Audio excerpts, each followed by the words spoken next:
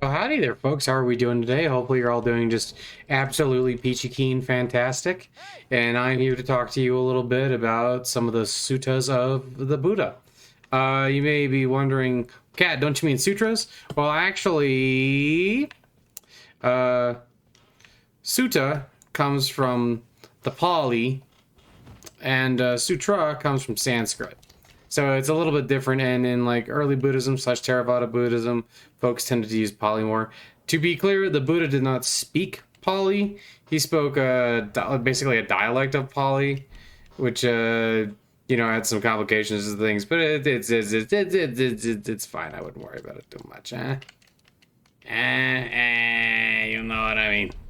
Anyway, I want to talk to you about couple of these, and I'm not gonna lie to you, I might mispronounce some names and things because I feel like I've gotten pretty good with Sanskrit and Indian names. The problem tends to be that some of them, especially the older ones, get really long and get like are very. Oh wait, I don't need to sit down on the bonfire. Get very different, and I find it very interesting how different exactly they can get.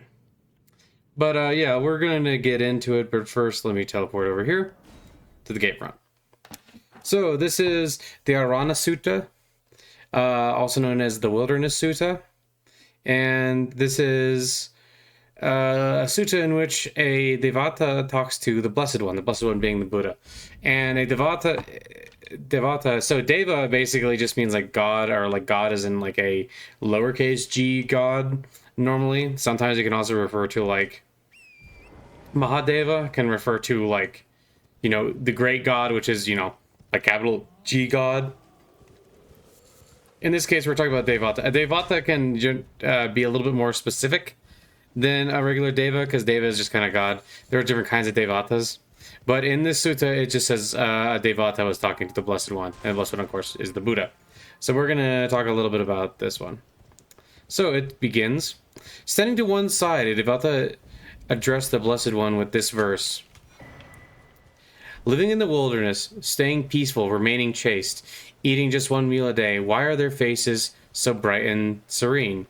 This is the Devata here is talking about the monks, who are the Buddhist monks hanging around with the Buddha. And the Buddha replies, they don't sorrow over the past, don't long for the future, they survive on the present, that's why their faces are bright and serene. For longing for the future, for sorrowing over the past, fools wither away like a green reed cut down. So, what the Buddha is saying here is that misery, there's a lot of misery that comes from just not living in the present moment and running through life and thinking about your future and your past and all this different stuff. And what the part of the Buddha's realization is that there truly is only the present moment, that the present moment is the most important. It's where you are right now. It's the moment that, decides so much of how you're going to experience life and experience the things going on around you. If you constantly do not live in the present moment, but instead think about the past, which you're not in the past, so you can't change it. But by constantly thinking about the past, you're going to make things worse for yourself. You're going to create more sorrow for yourself.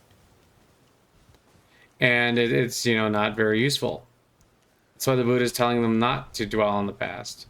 But there's also not to, long for the future. Not to long for things to change. Because all things do change for the better and for the worst. You may have a new job, and at first you'll be really happy about that new job, but then given a bit of time, you'll be miserable at that job just like you were miserable at the old one, right? Because it is not the job itself that truly causes misery, it is your reaction to the moment you are in. And by longing after the future, what you'll really find is that everything that you long for will eventually come to you, and it will not provide ultimate satisfaction. Ultimate satisfaction does not come from simply longing after the future or, sorrowing over the past.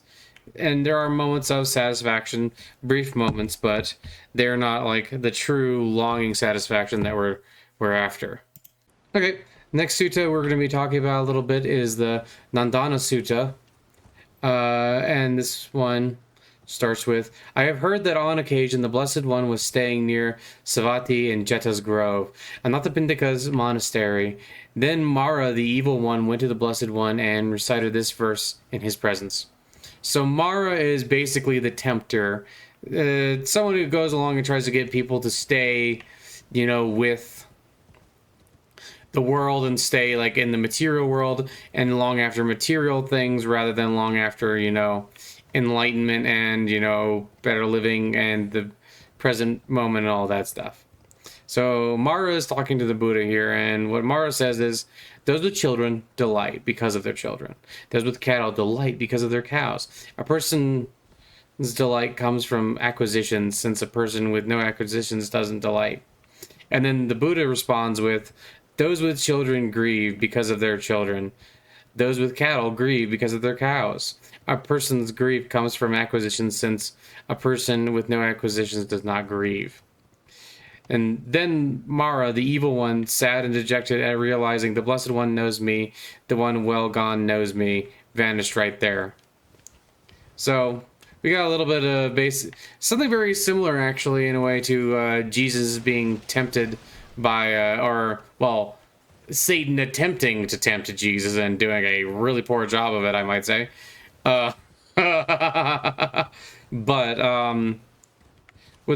Basically, we're talking about two different frames of reference here. The person in the world thinks that by acquiring more things they will gain happiness, that they will gain delight. What the Buddha is pointing out is that there is no thing that you can gain, no physical objects you can gain which is actually going to give you true delight. For every item that gives you delight, you will also grieve. And this is why the Buddha is basically advocating detachment from acquisitions and things like that. He's saying that, just constantly gaining new acquisitions doesn't actually do anything for you. And that if you just sit there and focus on those acquisitions, you're going to find that it does not go well for you. And that instead what one should do is live without, longing for acquisitions and things like that, and longing for a moral life, as that is what will moral life and, like I said, dwelling within the present moment, because that will give you true peace and pleasure and happiness, and it is the greatest pleasure. There's a part in the Dhammapada where it says that for the wise, if there is a greater pleasure and a lesser pleasure, they go for the greater pleasure. The greater pleasure in this case being enlightenment. And Mara is attempting to present the idea of don't you want all these nice things? Don't you want kids and all this other stuff? And it's on one level, yeah, sure, that sounds nice, but then you remember, if your goal is to remove suffering, then you can't be clinging on to things which will cause you to grieve, like children and all these other things. We have the ability to detach from these things, to still perhaps enjoy them, and this is all, dependent on how exactly you view the whole situation. But a person without attachment can enjoy things in the moment without having to possess them. Know what I mean? All right, now this next one is a little bit longer. But I will help this person in the meantime. So let's run up there real quick and give the fella a hand, because he needs it. And it's always good to help people. But to frame this, it is, on occasion, there was basically some new monks. And the Buddha's talking to Ananda, and Ananda is kind of like his right-hand man. And basically what ends up happening is the Buddhist says to Ananda, hey, what 5 things should monks be encouraged in? So that's like the story behind this next sutta.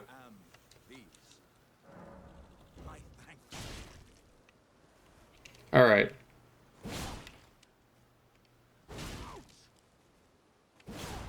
There we go.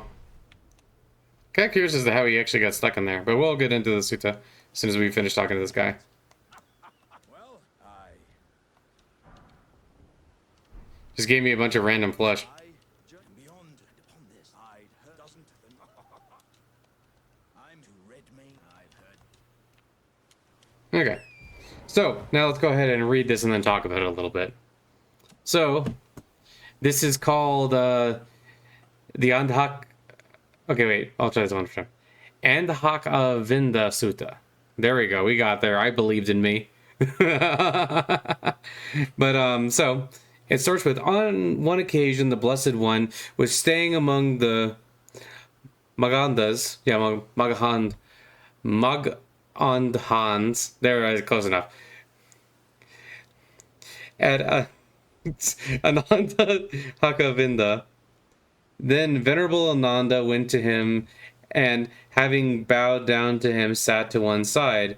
As he was sitting there, the Blessed One said to him, Ananda, the new monks, those who have not long gone forth, who are the newcomers in this Dhamma and discipline, should be encouraged and exhorted and established in these 5 things. Which 5 things? Come, friends, be virtuous, dwell restrained in accordance with the Patimokkha. Consummate in your behavior and sphere of activity. Train yourselves, having undertaken the training of rules, seeing danger in the slightest faults. Thus, they should be encouraged, exhorted, and established in restraint accordance with the Patimokkha. So here, what he's saying is that, like, you want to, like, live in restraint, and you want to, like, not be just like doing wild behavior and going out and doing, whatever you want. You're trying to restrain yourself so that you can have, a clearer mind with more pleasure, a more pleasant mind. And then the next line, come, friends, dwell with your sense faculties guarded, with mindfulness as your protector, with mindfulness as your chief, with your intellect self-protected, endowed with an awareness protected by mindfulness. Thus they should be encouraged, exhorted, and established in restraint of the senses. Yeah, so, like, basically, you're not trying to eat, like, in this case, the monks are not trying to eat tasty food or see pleasant things or anything like that. At least not intentionally. They're trying to, like, let everything go through with just, like, a sense of detachment. The next is, come, friends, speak only a little, place limits on your conversation. Thus they should be encouraged, exhorted, and established in limited conversation. Then it goes, come, friends, dwell in the wilderness, resort to remote wilderness and forest dwellings. Thus they should be encouraged, exhorted, and established in the physical seclusion. And then, come, friends, develop right view, be endowed with right vision. Thus they should be encouraged, exhorted, and established in right vision. New monks, those who have not long gone forth, who are newcomers in this Dhamma and discipline, should be encouraged, exhorted, and established in these 5 things. So that's kind of interesting here, is that this is clearly a teaching for monks, right? It's 5 things that the monks should be doing. But we can take a little bit from this in that the Buddha's talking about how we should still be restrained, and how we shouldn't just be, letting anything come into our senses and, like, distract our senses and, doing that sort of thing. But what's very interesting about this to me is, if you really stop and think about it, though, one of the things that I've always found interesting about, like, Buddhism is that Buddhism in particular kind of in the early days does seem to imply that, like, the people who are best suited are going to be monks, and that to really get somewhere you want to be a monk. But the truth is, this is not necessarily true. If we learn about Anathapindika, who was a very wealthy man and a supporter of the Buddha, and that's where the Buddha got Jetta's Grove. I'm pretty sure it's not Anathapindika. It was a very wealthy man who helped out the Buddha, and that's the reason that the Buddha had the deer park at Jetta's Grove to stay in and meditate in and all these other things. What we find, though, is that the Buddha is saying that it's very difficult, if you're not restraining your senses and if you're not living as a monk, to, gain enlightenment and to live in the present moment and to become an arahant. something I personally find interesting about this, though, is that having been in the tantric tradition for a little while now and doing a lot of tantric practices and reading a lot of tantric literature, as well as literature of, the Advaita Vedantins, one thing that keeps coming up to me, and I think just is very interesting, is that I don't think you actually need to seclude yourself. I think that what we get is a problem where, well, there's a couple of different problems with the seclusion thing. Seclusion, it makes it easy. You can think that you're enlightened and having a great time, but if the truth is that the second you go out into the real world and have to deal with people, you lose that concentration and you lose your mindfulness, or things get worse for you, etc., then you're not actually enlightened. Yes, seclusion can be very important and can very much help your practice, but it's not necessarily something that we should all need to do. And something that I find very interesting about the Tantra is that Tantra in general really recommends that we all remain householders and like live in the present moment, but live in the present moment, in the world, and not like separate ourselves from it. The Buddha, however, is really strongly advocating that we do the exact opposite. That we definitely seclude ourselves from the world. But the other thing that's interesting is speak only a little and limit and place limits on your conversation. I think that this is very interesting because on the one hand, I think there's definitely a good point here. A lot of times, if people speak too much, they're just going to start saying things that they don't really mean. They're going to start, babbling and maybe doing things that will distract you. And especially as monks, it makes sense to sometimes restrict your speech. But some as lay people and as non-monks, we should also have moments though where we go, is this? I think that there's a different version of this where it's like you can ask yourself, is this the right time to say something? You might, for instance, have something that is true, that if you said it would be the truth, but there are times in which it's not really advisable to just say everything that comes to your mind, even when it's true. Sometimes you have to take a moment and kind of like restrict your speech and be willing to forgo certain speech patterns. And being endowed with right vision, I don't really think you need to be a monk to do that. I think that that's something that you can do every day. And then in some ways, being a monk can actually make it more difficult to obtain right vision, because you can be in a place where simply because something is taught to you, you're going to accept it. And it's really important that we not just accept everything that's told to us and that we have questions and things like that. And being virtuous, we don't have to be monks to be virtuous. We can live virtuous lives without being monks. I think that's definitely true. But it's very interesting because if you read the Buddha's teachings, they're very clearly often targeted specifically at monks rather than the lay people. Although there are definitely suttas that focus more on lay people, and it's not always just monk, monk, monk, monk, monk, monk, monk. But these suttas are very interesting, I think. But there's one last thing that I will like to share with you, but let me get my note first. All right. So this is a story related to Zen, and one that I rather like. At the end of 10 years of apprenticeship, Zeno thought he should be elevated to the category of Zen master. One rainy day, he went to visit the famous professor Nanin. Upon entering Nanin's house, the host asked him, "Did you leave your shoes and umbrella outside?" "Of course," replied Zeno. "As good manners demand, I would do the same anywhere." "Then tell me," said the professor, "did you place your umbrella to the right or the left of your shoes?" "I've no idea, master."